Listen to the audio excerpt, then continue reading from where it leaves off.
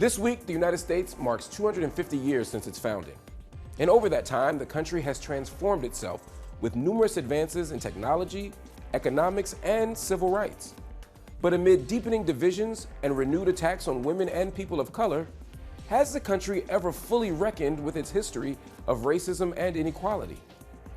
And has the country turned its back on the progress that's already been made? I asked those questions to one of the founders of critical race theory, civil rights activist and author, Kimberlé Crenshaw. Professor Kimberlé Crenshaw, thank you for joining me up front. Thank you for having me. So America is 250 years old. I'm trying to make sense of what that means, and I couldn't think of anybody better to ask. When you think about this country, 250 years old, all the struggles, race, gender, all the advancement, all the retrenchment, all of it, how are you reflecting on where we are? Oh, that brings to mind so many different things. Well, first of all, I'll say that with the 250 birthday, my mind goes to when do we get to address the conditions of the country's birth? It's sort of like having a birthday party for us, and there's no conversation about where we were birthed, what time we came into the world, what the conditions were, who was there that brought us into the world. It's just like, oh, it happened, and now we're going to celebrate it. I think that this is a moment for us to grapple with all the aspects of our country's birth, including, quite literally, the birthing Black women who made the country possible. One of the things that we've still not really been able to deal with is if we talk about the conditions of American possibility, the conditions that led to the economy that allowed us to become the power that we are, that was made possible through a particular kind of property. And that was property in humans. And that property in humans was birthed by Black women. We don't talk about that as one of the conditions of our possibility.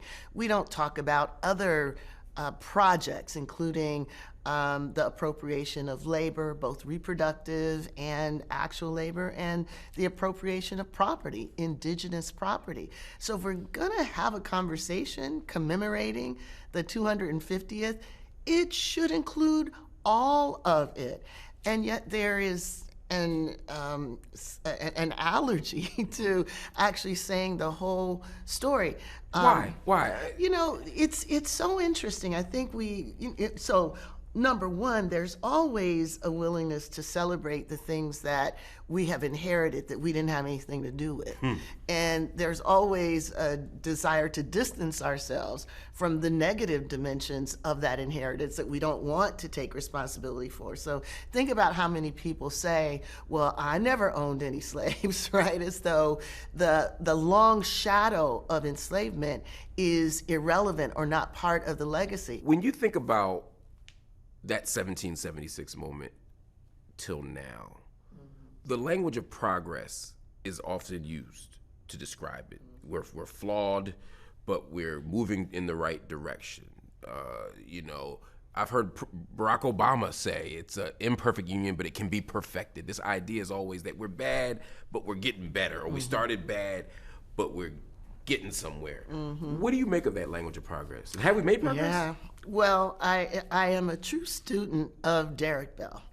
And one of the most foundational observations that Derek Bell made decades ago was that America likes to think of itself as on an onward, ever upward trajectory towards greater forms of inclusion and democracy.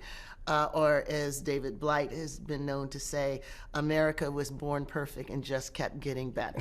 That's sort of the mythology that allows us to think, well, things might be bad now, but they were worse before, and this is a solid platform from which we can only get better. Is there some truth to that? I mean, from slavery to Jim Crow I to now? would say that the truth is far more complicated because for every moment of forward momentum, there is always a pushback. Now, sometimes the pushback doesn't go all the way back to the starting position, and sometimes it goes pretty far back if we think about redemption, which was the Southern overthrow of Reconstruction, which in turn had given us our civil rights, had given us the protection of the federal government, had given us protections against all sorts of discrimination in voting and in contracting. That was overthrown by the Redeemers, those Confederate leaders and other Southerners who said, this equality is unequal to us. We're not going to have it. We're dismantling all of this stuff, somewhat like is happening today. And we lost 7 decades. We lived under racial tyranny because of the backlash against Reconstruction. So that's forward momentum and then a whole lot of backtracking to the point that some people never remembered that we used to have Black elected congressmen. We used to have Black people in the governor's office. We used to have Black people in the Senate. It was such a complete rout that the memory that we ever were a greater part of this democracy has been erased by people. How does that happen? I mean, this country loves to remember stuff, as you pointed out. We love to memorize and commemorate. We like to memorize the good stuff. Yes, but we were all here for the bad stuff collectively. So how does the nation erase those moments of Black success, of Black resistance, of white terrorism, or whatever the thing might be? How does that happen? Well, you know, first of all, the creation of mythology and then the amplification of that mythology from the letters, from arts, from sciences, and from culture all work together in this moment of erasure so that at every stage of narrative storytelling about who we are, we get the same kind of myth. So you look at how, Viet Thanh Nguyen says that battles are fought twice, first on the battlefield and then in memory. We may have won the Civil War on the battlefield, but not in memory. And why is this? Well, you got the daughters of the Confederacy who made it a point to celebrate their fallen fathers, grandfathers, husbands, sons, brothers by telling the story of the lost cause. The lost cause being that our principles were not defeated. It's just we didn't have the military fortitude to overcome the northern aggression, that being the story about the Civil War. But it wasn't a story that was just told and accepted in the former Confederate States. It was a story that was made a national story in part through arts and media, through a birth of a nation. Still one of the most powerful, one of the most successful movies of all time. It was total Confederate propaganda that then got taken up in our history books, got taken up by historians in the institution I teach at Columbia. All of this being basically a narrative that says the Civil War was not fought over slavery. Reconstruction was a horrible mistake. The efforts of federal governments to step in and create real protection for us as citizens were overreaching, that made the southern states into mere vessels for northern aggression. That became a dominant story. So anything that countered that, we weren't getting in our public school system. You look today at some of our representatives, by that I mean those who are in Congress and elsewhere, many of them were taught that story. So for them, the indoctrination that they learned American history under is truth. And the effort to create a true story about this history, they think is indoctrination. You mentioned Derek Bell earlier. You can't talk about Derek Bell without talking about critical race theory. Can't talk about you without talking about critical race theory. In the last few years, though, critical race theory has kind of become the boogeyman. Kinda. I whisper to my house sometimes.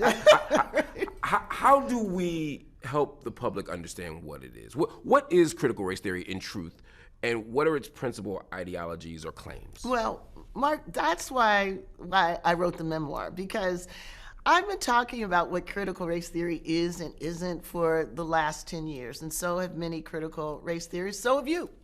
Yeah. But starting from the definition down hasn't seemed to do the work of familiarizing people with what thinking critically about race really is and what we stand to lose if we allow ourselves to bow to the heckler's veto that's coming from the far right that says any conversation about race that brings the truth about the continuing legacy of enslavement, genocide, segregation to bear in contemporary conversations about race inequality, about the terms of inclusion, about the way our institutions function is divisive. Right. Any of that can no longer be taught. And according literally, to, Donald Trump, when he came back to office, signed an executive order intended to cut federal funding for schools that teach critical race theory. Yes. And again, I'm not sure when he says critical race theory, he just means race talk at all. That is exactly what it's come to mean, any kind of race talk whatsoever. So if anyone doubts it, just look at the list of terms that the New York Times published just last year indicating the kind of ideas and words that the government under Trump is looking for in order to eliminate from government programs, funding, grants, anything else. Terms like bias, discrimination, equity, black, women, the entire grammar that helps us understand how our country has come to look like it does and why the imperative to continue the process of creating greater opportunities is so important. If you can erase all of the ability to tell the story about what Selma was about, if you can erase the story about what the Montgomery bus boycott really was about, if you can erase the story of Ruby Bridges having to go to school by herself for a year, accompanied by federal marshals because white parents didn't want their children to sit beside her and actually threatened to kill her. If you can erase all of that, then you can naturalize the terms of life right now as perfectly defensible. You can say, you can look at wealth gaps and health gaps and educational attainment gaps and say that has no historical basis. That isn't the product of policy. That's not the product of power. That's just the product of inherent inequalities inside the bodies and the cultures of racially marginalized people. In other words, it's black people's fault. It's black people's fault. And to say otherwise is what Trump is calling improper ideology. Now, we have a global audience, and some of them have only heard that narrative. They've only heard Donald Trump. They've only heard Ron DeSantis say we're going to get rid of that African American Studies course in Florida. You warned us about this years ago. I did. For those that don't know, how does critical race theory provide something useful in making sense of the world? Yeah. Well, so what critical race theory is trying to do, which is called improper, is to disrupt that belief that the current distribution of power inside the United States and elsewhere is simply the product of inherent differences between people. It has nothing to do with policy choices. It has nothing to do with law. It has nothing to do with the state, nothing to do with coercion, nothing to do with, we're just gonna normalize the way we used to do things. We're just gonna reframe it and re-articulate it as neutral, as this is just merit, as opposed to looking deeply at, well, what counts as merit? What counts as neutral? And we then begin to see, if we actually ask those questions, that there's really nothing neutral at all about most of the things that have produced racial inequality.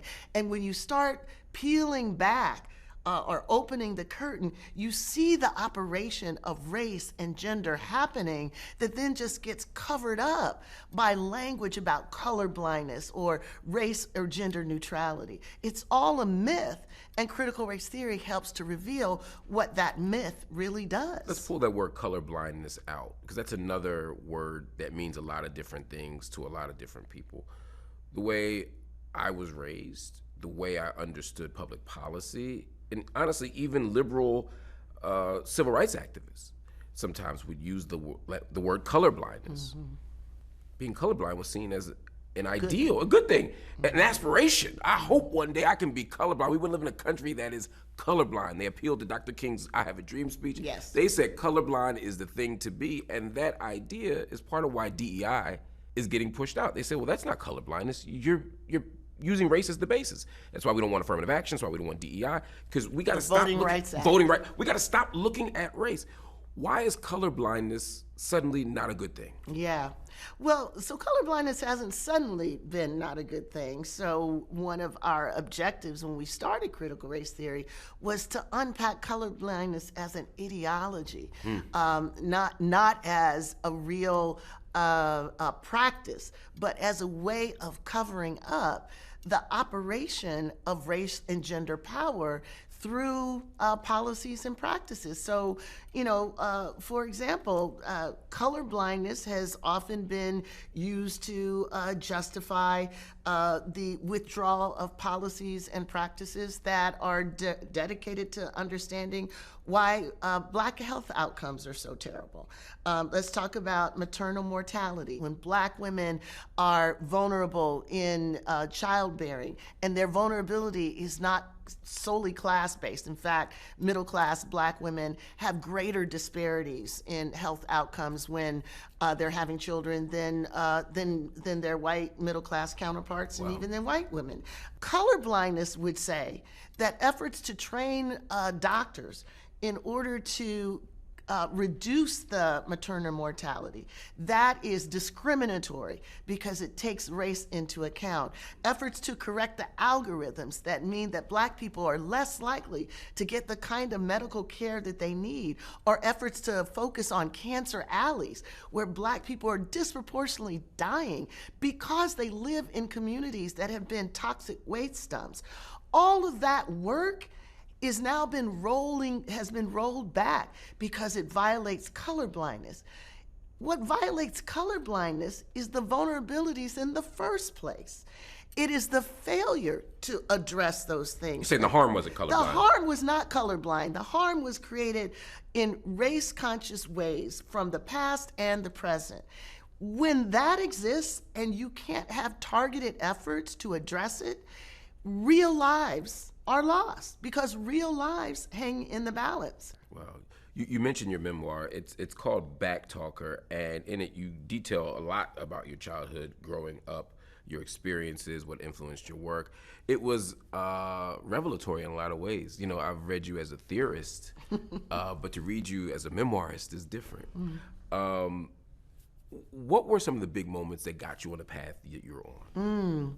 So I was born in what I call the pre-freedom moment for Black people. I was born, on the cusp of the Civil Rights Movement, before, the Voting Rights Act, before, the employment equity acts that were passed. So I was born in the cusp of that moment. My parents were race men and women of the 20th century, as were their parents, which meant that they raised us to be aware of our context and our history, aware that the story of America was not yet realized for us, but that our objective, our mission in life was to make that story real. It would mean that we couldn't take for granted the promises, but it was our responsibility to insist that those promises be made real. My parents insisted that we come to the dinner table every day with something to talk about, something that we had observed, something that we had a thought about. For them, life wasn't something that just happened to us.